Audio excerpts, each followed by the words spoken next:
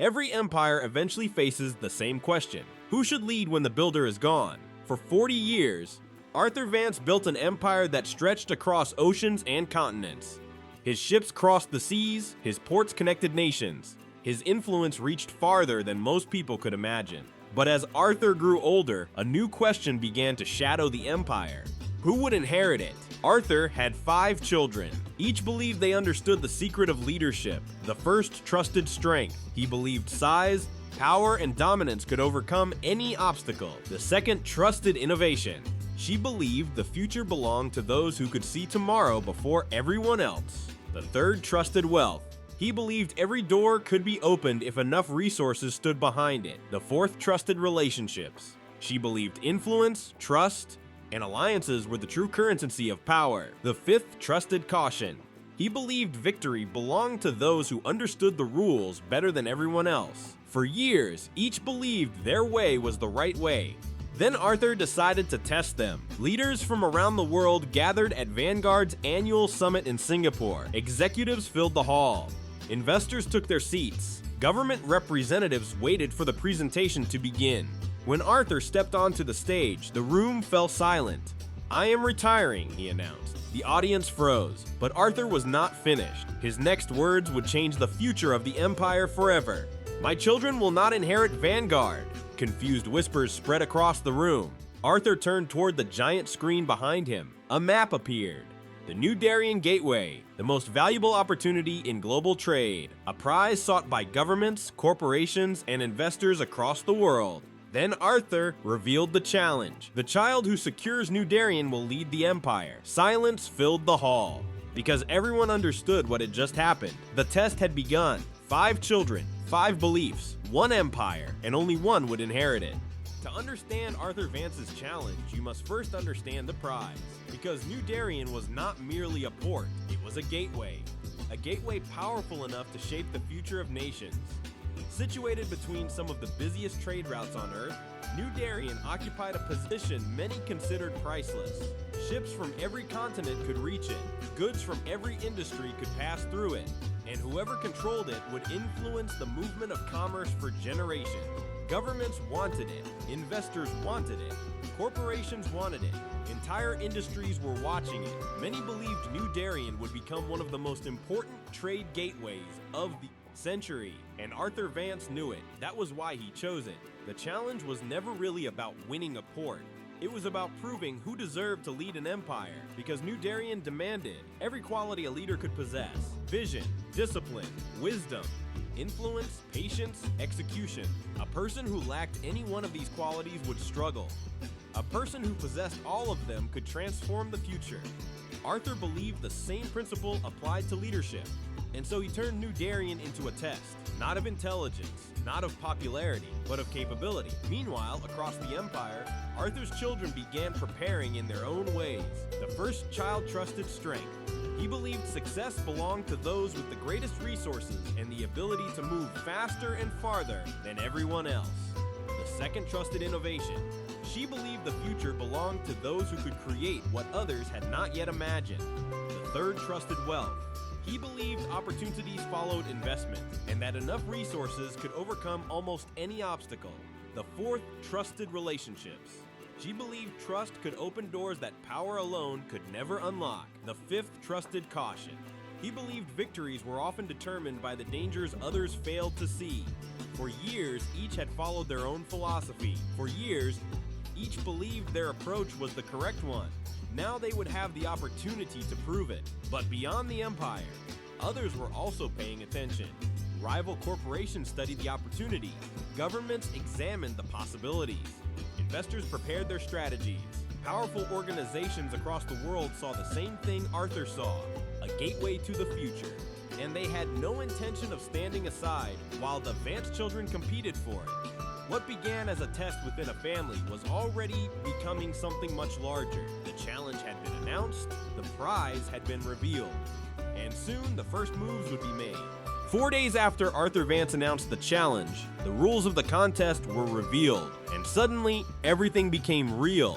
Until then, many people had viewed Arthur's announcement as a bold experiment, a test designed to identify the future leader of Vanguard.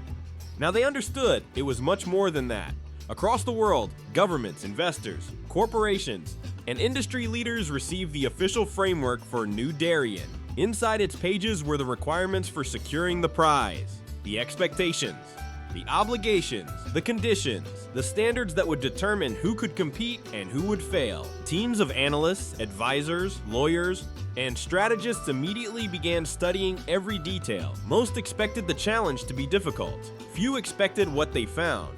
Buried within the framework was a rule that changed everything. New Darien would not be shared. There would be no partnership between rivals.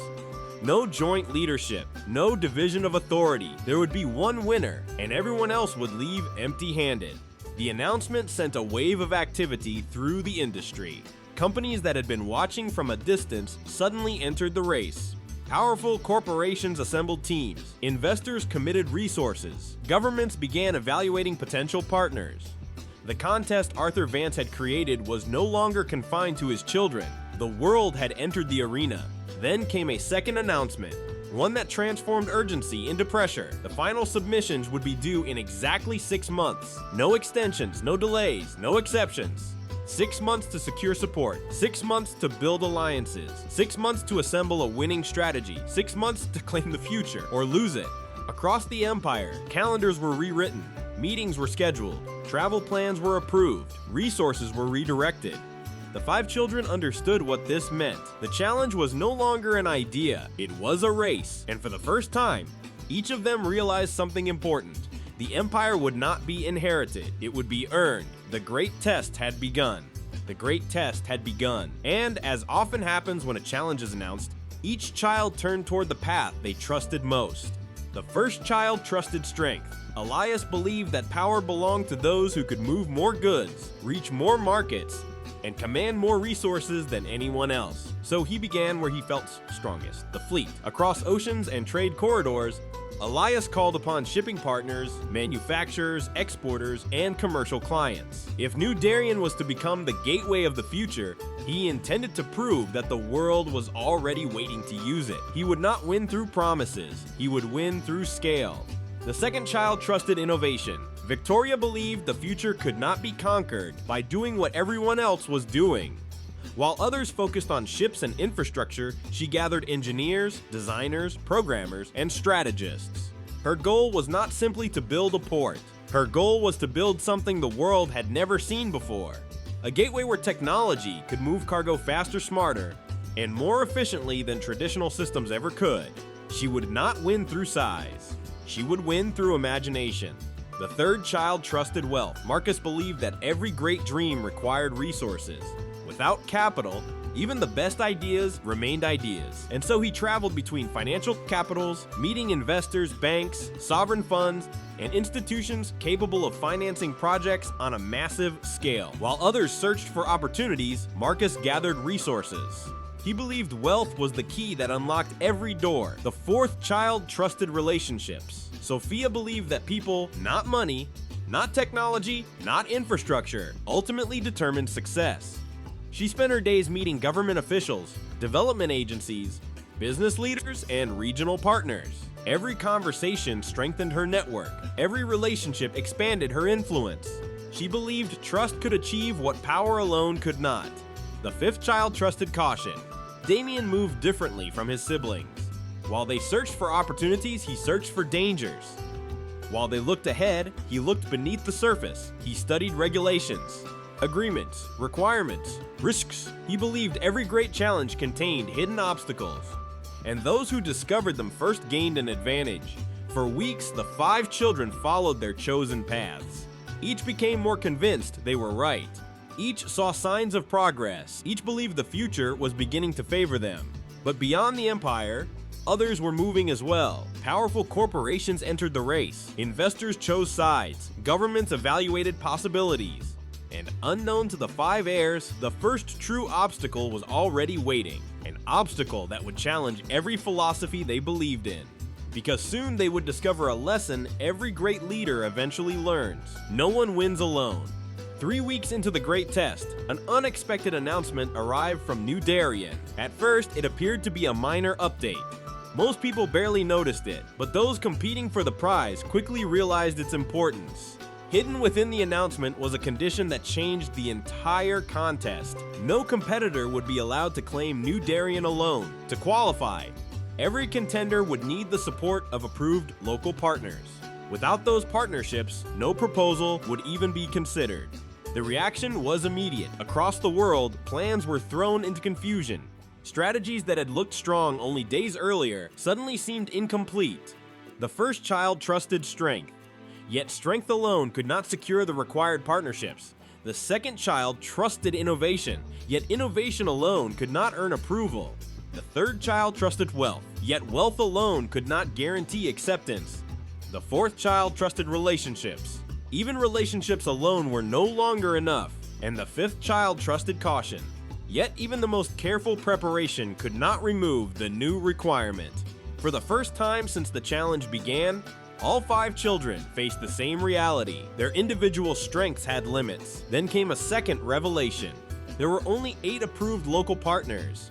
8, that was all. 8 organizations capable of determining the future of the competition. And every major contender in the world would now be competing for access to the same small group. The realization spread quickly. The race was no longer about who possessed the greatest strength, or the greatest innovation, or the greatest wealth, or the greatest influence, or the greatest caution. The race had become a struggle for alliances. Across continents, meetings were scheduled, flights were booked, lawyers drafted agreements, investors made introductions, governments received requests. The competition entered a new phase, and for the first time, the 5 children understood a lesson that Arthur Vance had known all along. Even the strongest leader cannot build an empire alone. The question now was simple: who would secure the first alliance? And whoever answered that question first might gain an advantage large enough to change the entire contest. While many competitors were still debating their next move, the fourth child was already traveling. Sophia had listened carefully when the new requirement was announced. Unlike many of her rivals, she did not see it as an obstacle. She saw it as a clue. For years, she had believed that great achievements were built through trust. Now the challenge seemed to be confirming that belief. So while others studied reports and revised strategies, Sophia went searching for allies. She traveled across the regions surrounding New Darien. She met business leaders, infrastructure builders, development agencies, regional investors, government advisors. She listened more than she spoke. She asked questions others overlooked. And slowly, a picture began to emerge. Among the 8 approved partners, one stood above the rest: HarborLink. It possessed resources, influence, experience, relationships, and a reputation that made competitors eager to work with it. Many wanted HarborLink. Few believed they could secure it. Sophia decided to try anyway. For days, negotiations took place behind closed doors. Nothing was announced, nothing was leaked. The industry knew meetings were happening, but nobody knew what they would produce. Then, one morning, everything changed. News spread across the world of logistics. Sophia Vance had secured an exclusive agreement with HarborLink. The reaction was immediate. Competitors were stunned. Investors requested briefings. Government sought details. Industry observers revised their predictions. The most sought-after ally in the competition now stood beside Sophia. For the first time since the great test began, a clear advantage had emerged. The child who trusted relationships had gained the strongest alliance. And suddenly, many began to wonder whether Arthur's challenge was already revealing its answer. Had Sophia discovered the secret of leadership? Had trust proven stronger than strength? Stronger than innovation? Stronger than wealth? Stronger than caution? Across the empire, her siblings took notice. For the first time, they were no longer simply pursuing victory. They were chasing someone who had moved ahead. Yet while the world celebrated Sophia's success, another pair of eyes was studying the situation carefully. Damian, the child who trusted caution, had begun examining HarborLink's history. Most people saw a powerful ally. Damian saw a question. And in every great challenge, the right question can be more valuable than the strongest alliance. Soon, he would discover something that could change the race once again. For nearly a week, the Empire spoke of Sophia. Every conversation seemed to return to the same subject: HarborLink, the alliance, the advantage, the possibility that the fourth child had already taken control of the race. Many believed the contest had changed. Marcus Vance disagreed. The third child had spent years studying how great projects were built, and he had learned a lesson that differed from Sophia's. Relationships might open doors, but resources determined how far those doors could lead. While the world focused on Harbor Link, Marcus quietly began building something of his own. He traveled from city to city, from financial centers to investment forums, from private meetings to boardrooms where fortunes were measured in billions rather than millions. Where Sophia sought allies, Marcus sought resources. Weeks passed. The details remained hidden. Rumors spread. Speculation increased. Then Marcus made his move. At a gathering attended by investors, government representatives, and industry leaders, he unveiled an alliance unlike anything seen since the competition began. Behind him stood some of the largest financial institutions in the world: investment funds, infrastructure investors, sovereign wealth groups. Together, they pledged enough capital to finance the entire new Darien project. Not part of it, the whole thing. The announcement stunned the industry. Many competitors were still trying to secure funding. Marcus had secured more than enough. Almost overnight, the conversation changed. Was Harbor Link still the greatest advantage? Or was it the mountain of resources now standing behind Marcus? Analysts revised their predictions. Investors shifted their attention. Governments requested new meetings. The child who trusted wealth had answered the child who trusted relationships. And for the first time, the empire was divided. Some believed alliances would win the future. Others believed resources would. The race was open once again. Yet while Sophia and Marcus dominated the headlines, Arthur Vance watched quietly, because he knew something neither side fully understood. The great test was far from over, and the next challenge would be difficult enough to trouble every child, regardless of whether they trusted strength, innovation, wealth, relationships, or caution. A greater obstacle was approaching, one that would force every contender to rethink their path. Just as the empire became divided between those who favored Sophia's alliances and those who favored Marcus's wealth, a new message arrived from New Darien, and this time the challenge was unlike anything that had come before.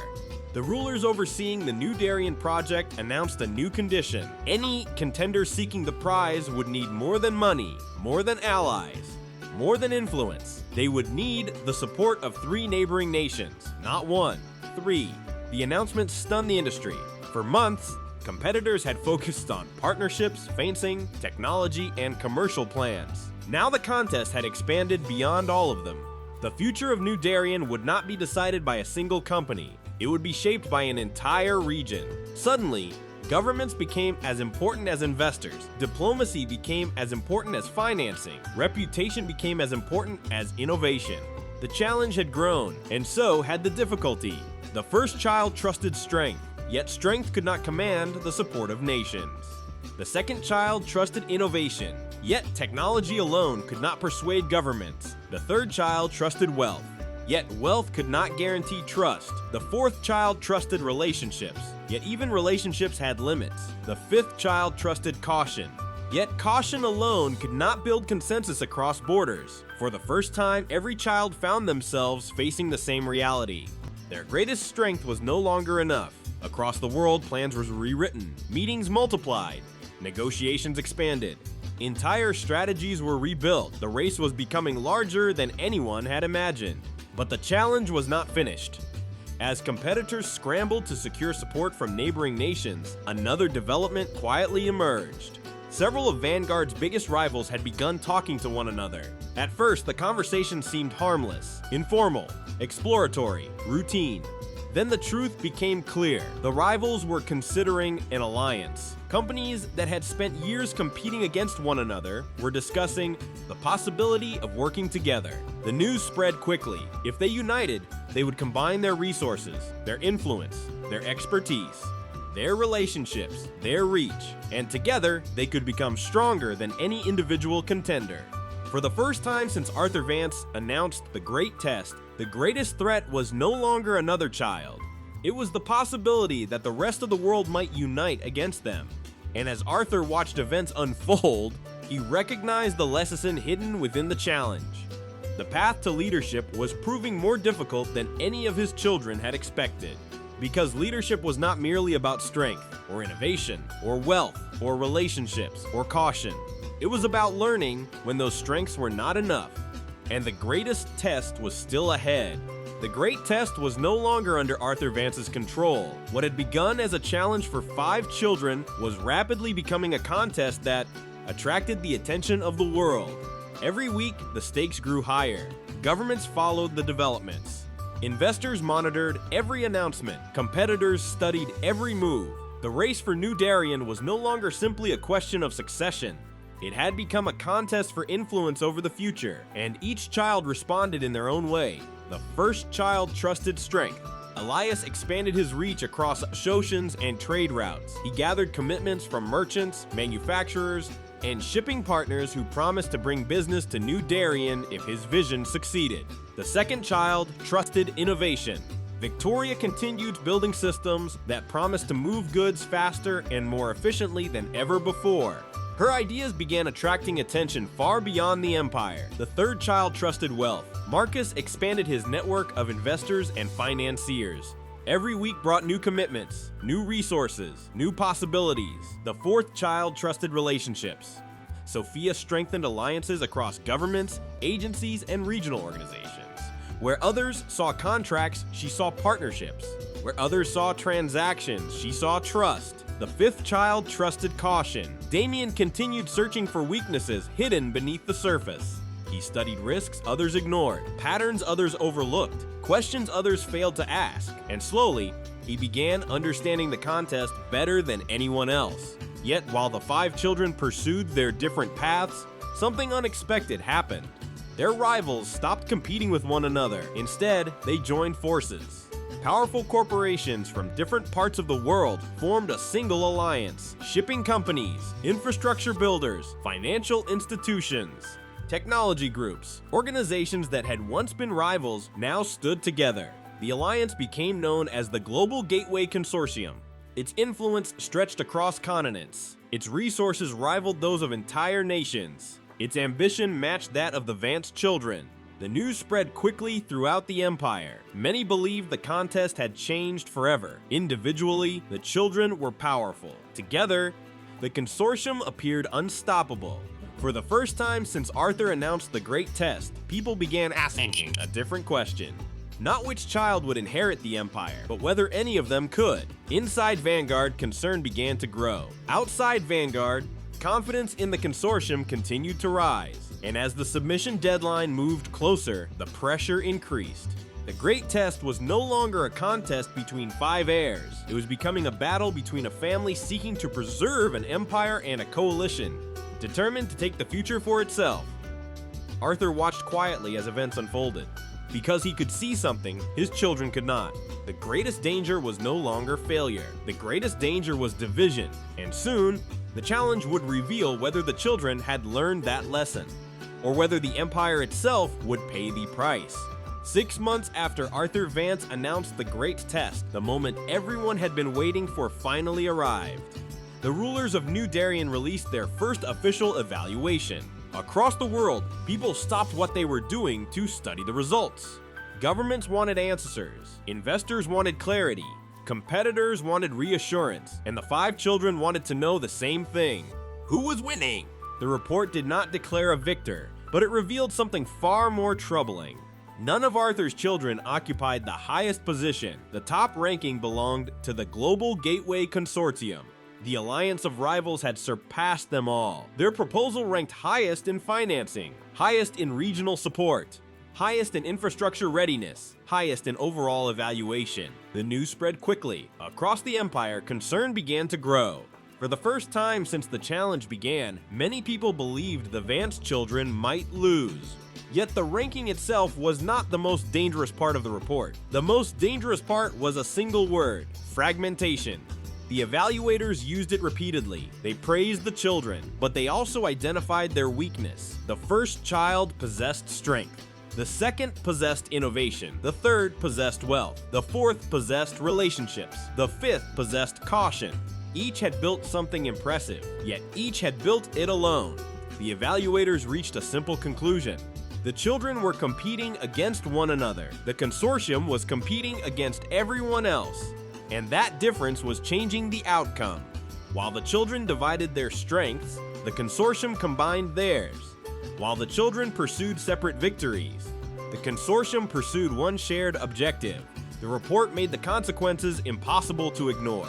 For the first time in the history of the Empire, Arthur's challenge appeared to be weakening the very institution it was supposed to strengthen. Inside Vanguard, emergency meetings followed.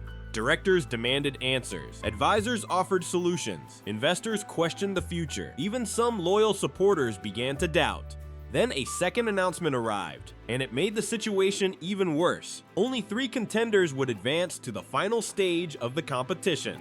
Only 3. The list would be revealed in 30 days. 30 days. That was all. Suddenly, the question was no longer who would inherit the Empire. The question was whether any of Arthur's children would survive the next round. For the first time since the Great Test began, the possibility of failure felt real. The Empire stood at a crossroads. The children had spent months proving the value of their individual strengths. Now they faced a painful truth. The challenge had never been about proving who was strongest. It had been about discovering what strength alone could not accomplish, and unless they learned that lesson quickly, the empire Arthur Vance spent 40 years building might slip from their hands forever. 30 days after the evaluation report was released, the final stage of the Great Test began. The world watched, governments watched, investors watched, competitors watched, and throughout the empire, millions waited to discover who would inherit the future Arthur Vance had spent 40 years building. When the shortlist was announced, 3 contenders remained: the Global Gateway Consortium, Sophia Vance, Marcus Vance. The first child, the second child, and the 5th child had fallen short of the final stage, yet their stories were not finished. Because something important had happened during the months of competition. Something Arthur Vance had hoped would happen from the very beginning. The children had learned. The first child had learned that strength without trust could not secure the future. The second had learned that innovation without support could not change the world. The third had learned that wealth without direction could not guarantee success. The 4th had learned that relationships alone could not overcome every challenge. The 5th had learned that caution without action could not create opportunity. Each had discovered the limits of their own philosophy. And in doing so, they had gained something more valuable: understanding. As the final presentations approached, a decision was made. One that surprised the Empire. Instead of protecting their individual ambitions, the children began sharing their strengths. The first contributed his commercial network. The second contributed her innovations. The 5th contributed his understanding of risk. Their knowledge strengthened the remaining proposals. What had once been separate pieces slowly began coming together. Meanwhile, the Global Gateway Consortium entered the final stage as the favorite. Its resources were immense. Its influence stretched across continents. Its alliance included some of the most powerful organizations in the world. Many believed victory was inevitable. Then the final evaluations began. And a weakness emerged. The consortium possessed many leaders, but no clear leadership, many voices, but no single direction, many ambitions, but no shared vision. The very thing that made it powerful also made it fragile. The evaluators saw delays hidden within its structure, conflicts hidden within its agreements, complexities hidden within its promises. Questions began to grow, confidence began to weaken. Then attention shifted to the strongest remaining Vance proposal, and the evaluators saw something very different: strength, innovation, wealth, relationships, caution, not competing, working together. For the first time, the judges could see what Arthur Vance had seen from the beginning. The purpose of the Great Test was never to discover which philosophy was superior. It was to discover who could unite them. The final vote lasted less than an hour. The consequences would last generations. Silence filled the room as the decision was announced. The new Darien Gateway had been awarded. The Empire had chosen its future, and the winner was Sophia Vance. Not because relationships were stronger than strength. Not because relationships were stronger than innovation. Not because relationships were stronger than wealth. Not because relationships were stronger than caution. But because she had become the first to understand the lesson hidden inside the challenge. Leadership was not the power to stand above others. Leadership was the ability to bring others together. At that moment, Arthur Vance finally knew his empire would survive. The Great Test was over. The true leader had been revealed.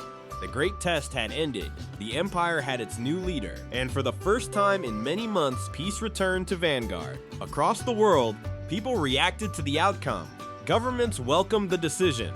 Investors celebrated the stability it brought. Partners renewed their commitments.